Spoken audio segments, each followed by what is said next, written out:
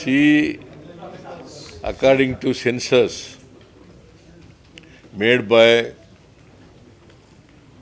Bengaluru City Corporation,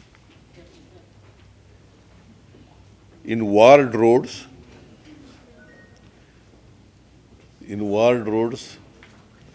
there are 5,500 potholes. There are 5,500 potholes. And in lateral and sublateral roads, there are 557 potholes. I have instructed the commissioner and the administrator, myself and D.K. Shivakumar, who is in charge of the Bengaluru